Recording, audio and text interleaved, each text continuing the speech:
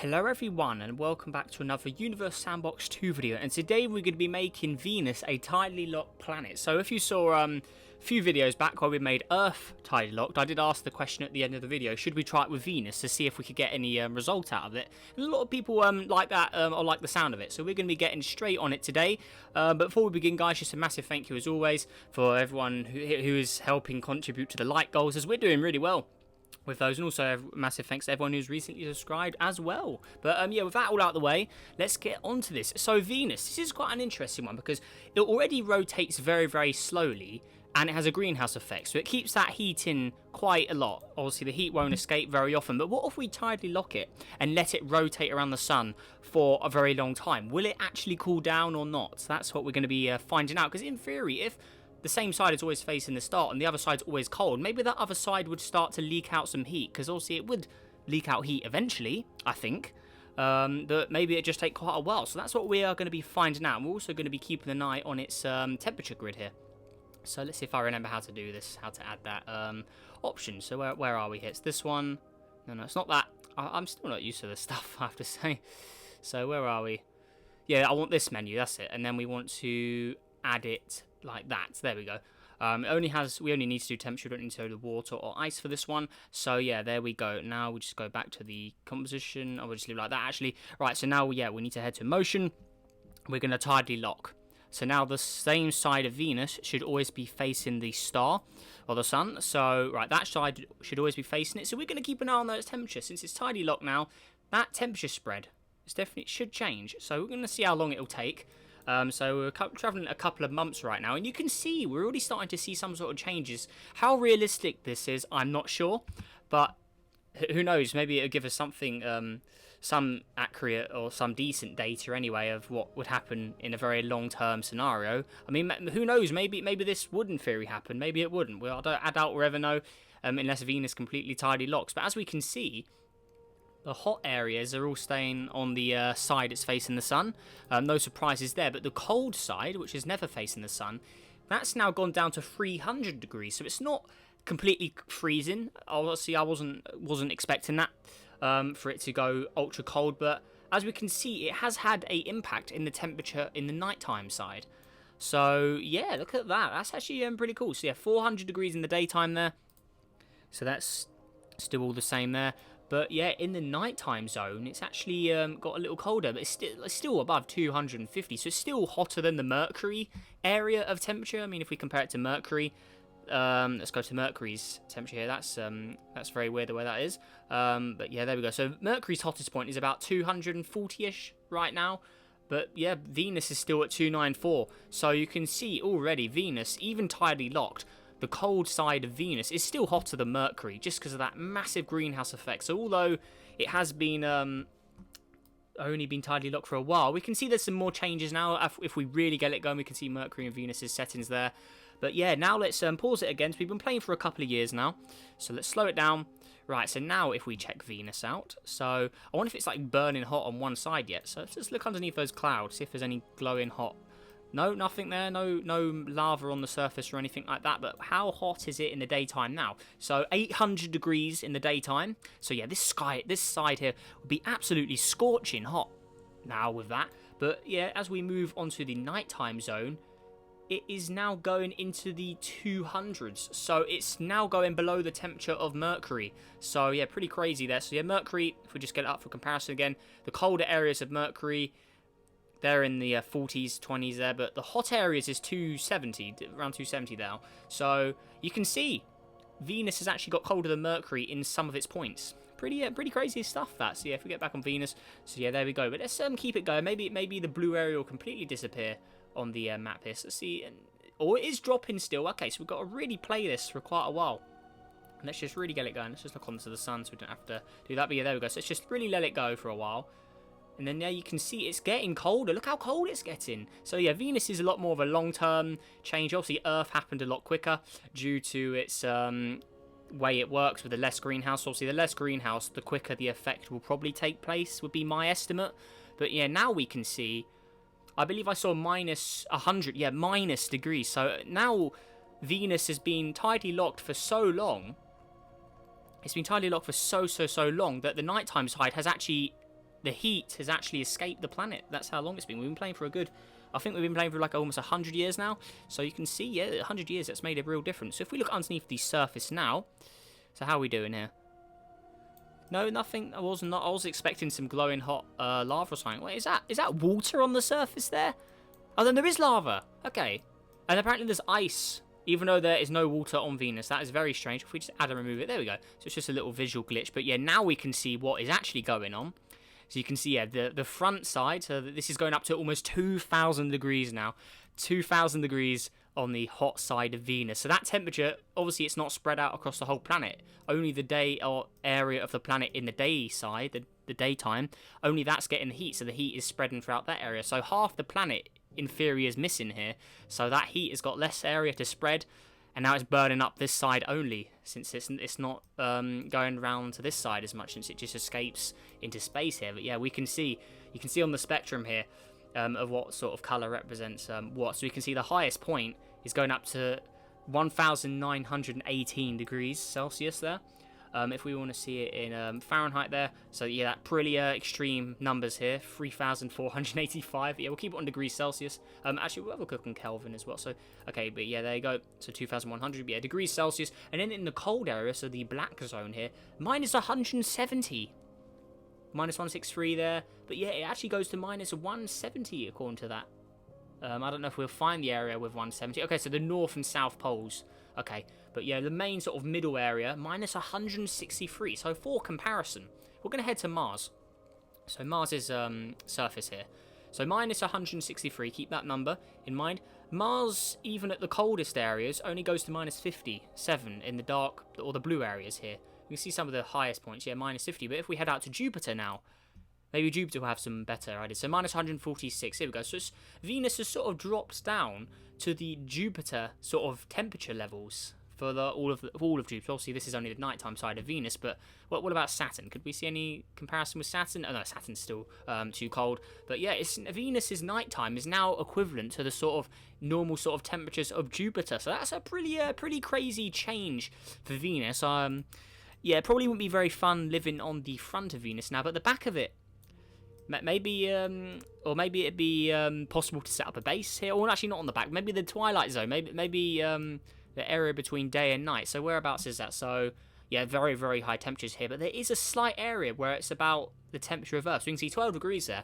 So it'd be that very, very low, that very, very tiny little area. Maybe it'd be possible to set up a base or something there. I mean, who knows? Obviously, the atmosphere is still very, very toxic. But if you had like a base, a dome or something to protect you from all that, maybe it'd be possible without getting everything melted by the intense heat of the planet normally. I mean, maybe this is all speculation. I mean, I'm just babbling on about what possible bases and stuff. But yeah, in theory, though, maybe. Who knows? You never know what the future may bring. But yeah, just extreme temperatures there. I'm going to keep it playing a bit more. And we're going to see if that temperature changes even more. So we're just going to keep it rolling. Look back onto the sun here. But yeah, we're just going to keep Venus going. We're going to see if this temperature is still increasing. Wow, okay, so we've got more to do here. Okay, so, wow. Okay, so I don't want to run it too fast because I don't want the planet to like shoot out or anything like that. But as we can see at the temperature gauge, we're going up to 2,400 degrees now. And the nighttime zone is dropped down to minus 273. So it's actually gone completely bonkers. The nighttime zone is stone cold. No temperature there at all. The heat is literally only on the side of the sun. The other side, the nighttime side, that is completely shut off from all temperature completely. It's completely stone cold. Absolute zero now, I believe. So if we just check the other numbers, you can see here. Yeah, there you go. Absolute zero for Kelvin there. So completely froze up. So for comparison now, if we just pause it again, I think this is probably the final sort of stage of the development now. But if we compare it, so we'll go back to degrees here. Let's go to Iris, for example. Let's see what sort of stats we've got going on here. So pretty weird sort of things going on here. But yeah, this is at minus 235 currently. Pluto, how about Pluto? So Pluto is at pretty weird numbers here, minus 243. So Venus, or the nighttime side of Venus, is actually colder than Pluto right now. And as you can see, it looks like I was running the simulation too fast as Mercury's orbit. As you see by the trail, it's got a little funny of just how fast it's travelling there. But yeah, wow, that is absolutely crazy results. What if we compare it to Neptune? How's that doing here? So Neptune minus the coldest area on Neptune's like minus 228 there. So yeah, Venus at minus 273. That's colder than everything in here. I mean, maybe stuff like Planet 9 doesn't get really temperature anyway. I know that's still got some sort of warmth going on. What about the Goblin? Even further out. That's very strange data. Don't know what's going on there. Probably because it's from the old version, but wow, that is pretty extreme data. We can see Orcus here. Yeah, literally anything that rotates and receives sunlight is probably going to have higher stats than Venus's nighttime side. So that is insane. That is completely insane of how cold Venus has gotten here. I mean, wow. I mean, yeah, like we saw with Earth, it got the other side of it got completely frozen up last video. But yeah, this time, obviously, Venus has no ice, but yeah, it is completely different to the way the Earth has revolved. But look how hot the surface facing the sun is now. I mean, if we just look at, yeah, atmosphere there, you can see it's sort of, the glow is sort of coming through the atmosphere, just how bright it is. But look at that, it's glowing hot now. The whole surface is completely melted on the face going against the sun here. The face of the planet. That is absolutely extreme. So we're now up to almost 3,000 degrees. So for comparison with that, the sun sits at about 5,000. So it's over halfway towards the temperature of the sun. I mean, yeah, that's pretty darn insane if you ask me. Wow. So yeah, there we go. But I'm going to keep it rolling, see if that temperature gauge changes anymore. But let's keep it going. You can see it's still going up. I wonder when it's going to peak. Is it going to stay like this forever, or is it going to keep going up? So as we can see, it's at 3,000. It looks to be topping out. I'm not sure if it'll get to 3,100, but you can see it's increasing a lot slower now. Or maybe, no, it looks like it is still going, actually. So we try and ramp it up a little quicker. I mean, I don't really want to play it much faster than this. But we can see, no, I was completely wrong. It's going into 3,500 now. Honestly, I'm not sure how high this will go. Is this realistic? I don't know at this point, but we're just doing it for fun, really. But wow, 3,000. I reckon that'll go to 4,000. Now we can see, look how fast we're running the simulation. We've got Iris moving. It's not often we have all of the objects. We've got Far Out moving. It's not often we run the simulation at this speed for all of the outer objects to be doing complete orbits here. So yeah, I don't know how many years have passed on the outer planets. I mean, the inner planets are just absolutely nuts with the speed here. But yeah, even the outer planets, even those guys have had plenty of years to orbit the sun now, which is just ridiculous. But anyways, how is Venus doing now? So the hottest point, 3,600 degrees. That's nuts, but yeah, wow. Like, we just watched the whole solar system play out. Even Sedna, Planet 9, the Goblin, even those guys are moving. That is how quick we are running the simulation. Wow. That is nuts. Look how that's another orbit for Iris there. Even Iris is still going. But it looks like we have actually hit a peak. If you look at the numbers here on the gauge, 3,600, it's fluctuating between 3,689 and 3,687. It's going up, down, up, down. So it looks like Venus has topped out. The highest point is about 3,689 degrees Celsius. So in comparison with the sun again, 5,000, we'll put it to degrees Celsius actually. So 5,200. So it's over halfway of the sun's temperature there. That is insane. I mean, yeah. Oh, okay, now that's pretty extreme. Okay, so let's get a good look at this. So here it is. So the atmosphere on and then off. You can see the glowing surface underneath the atmosphere. That's how dominant it is. But yeah, you can see there. Obviously, the areas closer to the nighttime, obviously they're not as hot. The lava hasn't spreaded to this area. But yeah, the main area where it's facing the sun, white hot. It is white hot at 3,600. So this is clearly the hottest area here. The white zone, as we can see with a white dot on there as well. But that is insane. I mean, look at that. I wonder how long it would take to recover from this. We'll definitely have to try that out. But yeah, that is hit its peak. So now what we're going to do is we are going to put it back to its regular settings. So what does Venus normally rotate at? Let me just spawn a new one in just so we can check it. I've completely forgot. It's about 200-ish days, isn't it? Let's see here. 243 days. So if we put the rotational period back to 243. So yeah, now Venus will start to rotate again. So it's not locked to the sun anymore. Right, so we're going to slow it down because we're not going to travel at 18 years anymore. So let's slow it down to a couple of days. There we go, 11 days. Let's see how this turns back to normal. But yeah, wow, that is insane results there. 3,600 degrees. Wow, I wasn't expecting it to do that. I was expecting it to maybe go to 1,000 or so. But obviously, with all that greenhouse effect being tidally locked, the greenhouse on the side facing the sun, that greenhouse is going to go completely nuts if it's tidally locked. Seems to be our results from this. But yeah, that is absolutely mad. It looks like we ran the simulation so fast that Mercury got ejected from the system. So I don't know where that's run off to. But is it still here? Mercury? No? Oh, I don't know what happened to Mercury. Maybe it flew into the sun or something. I don't know what's going on there. But, oh well. So let's look back onto the sun now. And let's look on this temperature gauge. If we're going to click play. There we go. Okay, so let's we're going to start to see the temperature cool down. As we can see, it's not in the 3,600s anymore. It's already cooling down. We'll keep an eye on this hot surf or hot side of the planet. So we can see the white hot should start to cool down now. As we can see, we're already dropping out of the 3,000s now. We're already there. So, yeah, already at 3,000 again. So yeah, there we go. That's insane. So it's only, obviously it's going to cool down a lot quicker than it heated up by the looks of it. So yeah, there we go. Let's let it roll a little quicker. So let's go for like maybe a year or so, a little quicker. There we go. So yeah, even we're going at a year a second now, and you can see the temperature is starting to spread out to the nighttime zone. We can see the nighttime zone is starting to cool down. It's starting to go into the -100. It's really warming up now. There we go. So yeah, it's taking a decent amount of time here to turn back to normal, like Earth did as well. But you can see here the nighttime zone is now about to enter the hotter temperatures by the looks of it. So there we go. Yeah, it's now going into the hundreds again, and you see the white area is starting to spread out. The blue zone is starting to cover the whole object. If we look at the picture here, that's all started to cool down. So if we just quickly head to Venus itself, yeah, we can see the hot side is now actually got some time to cool down. So we can see it's actually getting some nighttime now. So yeah, there you go. So the hot zone now actually seen some darkness for a change. So let that surface all cool down again. So yeah, Venus has had a real hot cooking today. I mean, that is absolutely nuts. But yeah, there we go. So yeah, that is insane. And you see the light blue is starting to take over. So it's now going into the 200s. So yeah, Venus is now back at the Mercury sort of temperature levels. You can see the hot magma lava area. That's pretty much all turned to normal now. Well, still a few areas, but you can see it's mostly turned back to what it was. But yeah, the white zone still in the 1,000 degrees. So we've been doing this for 1,600 years now. 1,600. So we've been doing that for running this for quite a while. Obviously, most of the years we're warming it up. But it's still taking, I mean, we're still traveling at a year a second. And look how much time it is taking for Venus to return to normal. For all of that heat to spread around the whole planet again. It's taken so much time. And obviously the greenhouse effect will help it out as well to retain the heat. But yeah, there you go. So the red area is starting to spread. You can still see it's fluctuating a bit, just with the way it works and obviously its orbit. Due to its very slow rotation, obviously it'd take a lot more time than Earth to recover, would be my estimate.